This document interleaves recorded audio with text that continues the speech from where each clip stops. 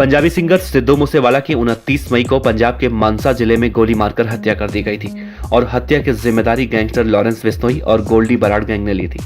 इस हत्याकांड के बाद मानो पूरे देश में बवाल मचा हुआ है। पुलिस इस हत्याकांड के तार को जोड़ने के लिए दिन रात दबिश दे रही है, लेकिन अभी तक पुलिस के हाथ या तो कुछ सुराग नहीं लगा है या फिर पुलिस अभी कुछ और तलाश रही है।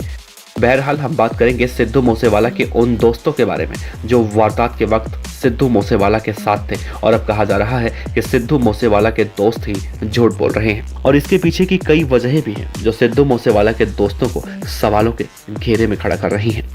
आप भी उन सवालों को ध्यान से देखिए और सुनिए जो अब चीख चीख कर सवाल पूछ रही हैं कि आखिर दोस्त ऐसा क्यों कह रहे हैं।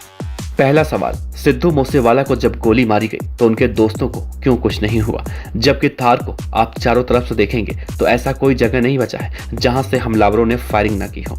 और सिद्धू के दोस्त ने बयान दिया है कि वो सिद्धू के पीछे बैठा था इसीलिए वो बच गया, जबकि आप अपने दिमाग पर जोर डालेंगे तो पाएंगे अगर किसी को गोली मारी जाए तो बंदा अपने आप को बचाने की कोशिश में इधर उधर मूवमेंट तो करेगा और सिद्धू तो ड्राइविंग सीट पर थे तो झुककर बचने की कोशिश तो उन्होंने की होगी, तो फिर पीछे बैठा व्यक्ति कैसे बच जाएगा। सवाल नंबर 2, दोस्त के हिसाब से गोलियां सिद्धू ने भी चलाई थी तो गोलियों के सेल बगल वाली सीट पर जहां वो दूसरा दोस्त बैठा था वहां पर कैसे पहुंचे, जबकि इसे सिद्धू के आसपास होने चाहिए थे।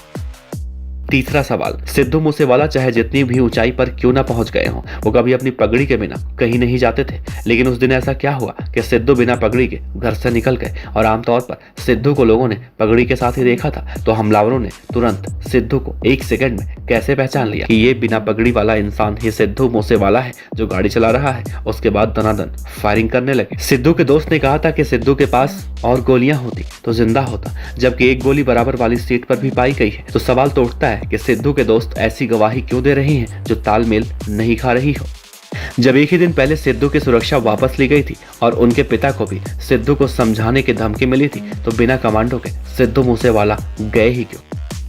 सवाल नंबर 5, सिद्धू के दोस्त ने यह भी कहा था कि पहले पजेरो कार से जाने वाले थे लेकिन वो पंक्चर थी, जिसके बाद थार लेकर निकले, जबकि सिद्धू के पास बुलेट प्रूफ फॉर्च्यूनर कार भी खड़ी थी, लेकिन सिद्धू वो लेकर नहीं गए, जबकि सिद्धू को पता था कि पिछले 8 महीने से लगातार उन्हें धमकियां मिल रही हैं। सिद्धू के दोस्त इस वारदात में पूरी तरह से सुरक्षित हैं, ये बहुत अच्छी बात है, लेकिन यहाँ भी एक सवाल उठता है कि उन हमलावरों की अत्याधुनिक बंदूकों से निकली गोलियां लोहे की बनी गाड़ी को आर पार कर गई, तो ये दोनों कैसे बच गए। यही वो सवाल है जो अब लोग सोशल मीडिया पर दाग रहे हैं। हालांकि पुलिस भी इन सवालों पर अपनी निगाहें बनाए हुए है। आपको क्या लगता है, क्या सिद्धू के दोस्त वाकई में झूठ बोल रहे हैं? नीचे कमेंट बॉक्स में जवाब जरूर दीजिएगा।